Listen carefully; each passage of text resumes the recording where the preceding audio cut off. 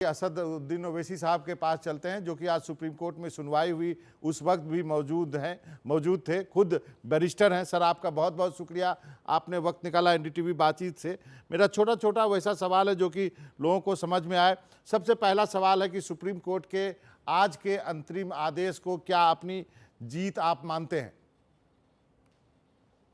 देखिए, जो दूध का जलावा होता है वो छाछ को भी फूंक फूंक कर पीता है।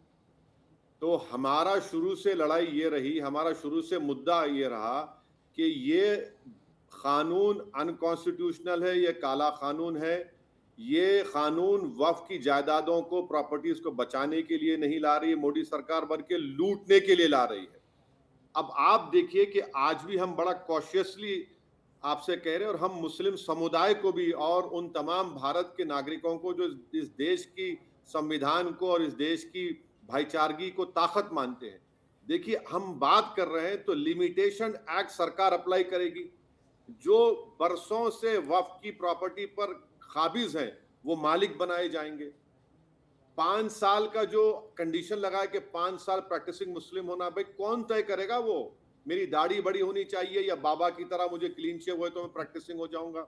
और खास तौर से महिलाओं का कैसा आप डिसाइड करेंगे अगर वो प्रैक्टिस कर रही नहीं कर रही है?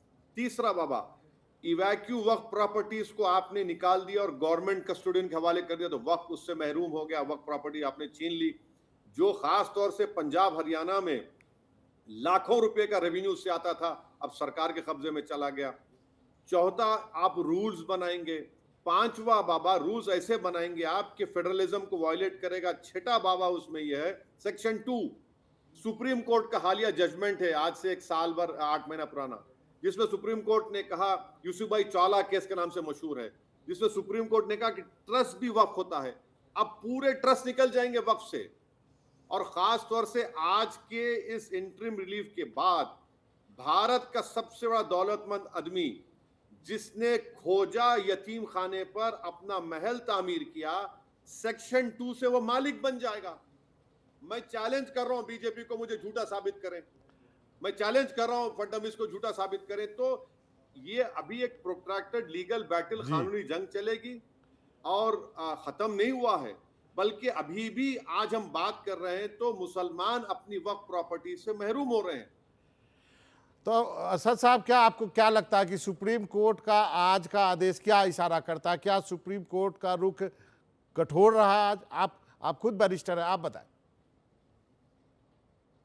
बाबा, रुख हम नहीं, देखिए, ये बड़ा ही सब्जेक्टिव पर्सनल ओपिनियन हम नहीं दे सकते सुप्रीम कोर्ट के बारे में। Honourable supreme court chief justice की बेंच ने ये कहा कि सेंट्रल वक्फ काउंसिल और स्टेट वक्फ बोर्ड कॉन्स्टिट्यूट नहीं होगा। सुप्रीम कोर्ट ने कहा कि पूरे वक्फ प्रॉपर्टीज जो रजिस्टर्ड है, नोटिफाइड है, गजीटेड है और इंक्लूडिंग वक्फ बोर्ड, उसको डिलीट नहीं कर सकते आप। अब ऑर्डर देखना पड़ेगा, अभी तक अपलोड नहीं हुआ। अगर अपलोड हुआ तो मैंने पढ़ा नहीं, मगर जो बैठकर मैंने सुना वो अब बता रहा हूं। तो यकीनन ये ऑर्डर आया है, मगर इसका अदर साइड मैं आपको अभी बता चुका हूं, जो इससे नुकसान जो हमको हो रहा है मुस्लिम कम्युनिटी को।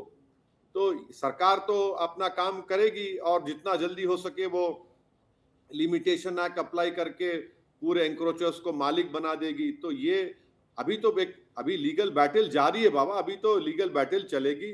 हमारी मंजिल, हमारा ऑब्जेक्टिव यही है कि ये अनकॉन्स्टिट्यूशनल है, काला कानून है, इसको सरकार को वापस लेना पड़ेगा, या नहीं तो कोर्ट में हम इसको साबित करेंगे इंशाल्लाह। हमारे लॉयर निजाम पाशा और बड़े बड़े वकला हैं, मगर और हमारा प्रोटेस्ट जारी होगा। हम प्रोटेस्ट पीसफुल रखेंगे और अपना प्रोटेस्ट जारी रखेंगे। तो आपकी सबसे बड़ी जो डर जो आपको क्या है, जो वक्फ बाय यूजर की बात कही जा रही है, क्या आपको लगता है कि मस्जिदें हैं, जो मदरसों की ज़मीन है, वो सरकारी घोषित कर दी जाएंगी? कई गांव है प्राइवेट लैंड पर वक्फ अपना क्लेम कर रहा है, इसको आप कैसे एक्सप्लेन करेंगे? इन दोनों चीज़ों पर आप अपनी बात रखें। सबसे पहले तो बात यह बाबा कि कोई प्रॉपर्टी वक्फ कैसे हो सकती है? मिसाल के तौर पर अगर बाबा अपनी प्रॉपर्टी को हिंदू धर्म के रहते मानते हुए भी आप प्रॉपर्टी देना चाहते हैं, जो आप इस सेक्शन ने निकाल दिया, अब कोई गैर मुस्लिम प्रॉपर्टी नहीं दे सकता। अगर बाबा देना चाह रहे हैं तो बाबा वक्फ बोर्ड को लेटर लिखते, वक्फ बोर्ड सर्वे कमिश्नर को बोलता, जो इन्होंने सर्वे कमिश्नर को निकाल दिया अभी, वो लेटर लिखता चीफ सेक्रेटरी को, मैं सर्वे करूंगा।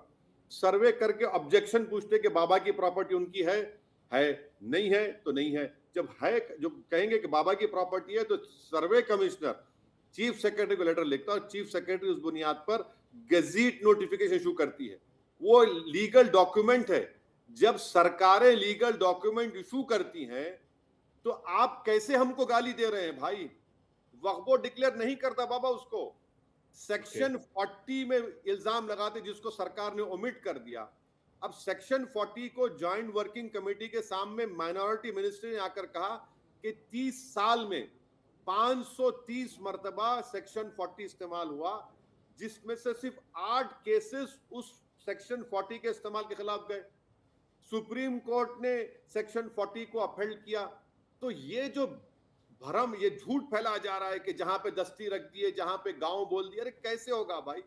Gazette notification state government issue करती है, वक्फ बोर्ड नहीं इशू करता है। मैंने असद भाई पहले ही आपको कहा था कि मैं वो सवाल पूछूंगा आपसे जो कि आम चर्चा में है। ये भी कहा जा रहा है कि संसद वक्फ की प्रॉपर्टी है, साथ ही कई बिल्डिंग जो है वो भी वक्फ की प्रॉपर्टी है। इसको लेकर के काफी भ्रम है, इस पे आप क्या कहेंगे? बाबा, आप कभी हैदराबाद आएंगे तो हैदराबाद में एक चौरस्ता है, जहां पर एक आदमी बैठता है और बोलता है कि मैं पूरी दुनिया का बादशाह हूं। वो कहता है कि ये मेरा है, ये देश मेरा है, बल्कि वो कहता है कि पूरी दुनिया में 2-3 मुमालिक मेरे हैं। अब दीवानों की कमी तो नहीं है भारत में, मगर कानून के लिहाज से आपको बताना पड़ेगा। और मैं अपनी प्रॉपर्टी अगर दान दे रहा हूं तो मैं अपनी प्रॉपर्टी दान देता हूं। अच्छा, नेगेटिव साइड में एक और है, वक्फ वाल औलाद, जिसमें यह कहा गया कि अगर कोई वक्फ वाल औलाद करेगा तो महिलाओं का हक मार कर नहीं दे सकता। बाबा, मैं एक एग्जाम्पल दे रहा हूं, आप सुन लीजिए। प्राइम मिनिस्टर्स केयर फंड है, क्या प्रधानमंत्री केयर फंड में यह प्रोविजन है कि अगर कोई प्रधानमंत्री को अपनी पूरी संपत्ति देता है तो क्या उसमें महिलाओं का हक मार के नहीं दे सकते? लिखा गया है क्या? नहीं लिखा गया। बाबा, मैं अगर अपनी पूरी प्रॉपर्टी को अल्लाह के नाम पे दे रहा हूं, भगवान के नाम पे, ईश्वर के नाम पे, तो इसमें औलाद कहां से आ जा रही है? तो मैं कहता हूं मालिक अल्लाह होगा और बेनिफिशियरीज मेरी औलाद होगी, तो आप उस पर रोक लगा रहे हैं। और बाबा, और एक सुनिए, ओरल ट्रांसफर होता है मुतवल्लीशिप का, माने मैनेजर का, आप उसको भी खत्म कर दिए। तो माने वक्फ बोर्ड अभी भी सिर्फ एक पोस्ट ऑफिस बनकर रह गया है। ये भी कहा जा रहा है कि जो एएसआई की करीब 250 जो प्रॉपर्टीज है उस पर वक्फ का कब्जा है, ऐसी ढेर सारी बातें कही जा रही है। मुझे आप चाहता हूं मैं कि आप इसको क्लेरिफाई करें। तो सच्चर कमेटी, बाबा आप हमारे प्रोग्राम का सच्चर कमेटी, आप अपने रिसर्च टीम को बोलिए सच्चर कमेटी खोलिए। उसके आखिरी के 10 पेजेस में सच्चर कमेटी ने लिखा कि 180 प्रॉपर्टीज वक्फ बोर्ड की एएसआई के इलीगल ऑक्यूपेशन में है। तो इन्होंने क्या किया, सेक्शन 3D लाए थे कि जितने एएसआई के प्रोटेक्टेड एशियन मॉन्यूमेंट से वक्फ की प्रॉपर्टी नहीं होगी, जो अब रुक गया है।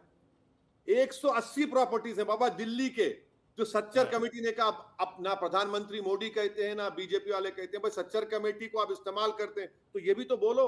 180 प्रॉपर्टीज हैं पूरे देश में, करीब 600 ज्यादा प्रॉपर्टीज हैं जो एएसआई के, अभी तो उस पर रोक लगा है। सरकार ये भी कह रही है ओवैसी साहब कि इससे गरीब मुसलमानों का भला होगा, पसमानदा मुसलमानों का भला होगा। आप जैसे लोग इसका विरोध कर रहे हैं क्योंकि आप अपोजिशन में है। 3 तलाक के समय में भी आप लोगों ने विरोध किया लेकिन कुछ हुआ नहीं। हम सरकार से पूछ रहे हैं, एक सेक्शन बता दो तुम, 48 अमेंडमेंट्स लाना। बाबा को आप प्रोग्राम पे बिठा के इन लोगों को जो नरेंद्र मोदी को अपना मुतवल्ली मानते हैं, उनको बोला भैया तुम सेक्शन तो बताओ हमको, कौन सा सेक्शन से गरीब मुसलमान को फायदा होगा, बताओ हमको। बाबा, जो कब्जे में है उसको आप मालिक बना रहे हैं। आज हम बात कर रहे हैं तो जो पहले 95 के कानून में था, अगर कोई एलिनेट करता है तो उसको 2 साल की सजा और नॉन बेलेबल, अभी आपने बेलेबल कर दिया और 6 महीने की सजा कर दी, तो किसको फायदा पहुंचा रहे हैं? और आप कह रहे हैं कि ओबीसी पसमानदा मुसलमान, तो क्या काशी विश्वनाथ में आप प्रोविजन लाइए ना पसमानदा हिंदू का, टीटीडी में लाइए पसमानदा हिंदू का लाइए, आप ओडिशा, तेलंगाना, आंध्रा और बोध गया में लाइए कि वहां पर भी पसमानदा बोध और पसमानदा हिंदू बैठेगा। अरे तुमको इतनी मोहब्बत पसमानदा मुसलमान से है तो एक एमपी तुम्हारे पास नजर नहीं आता।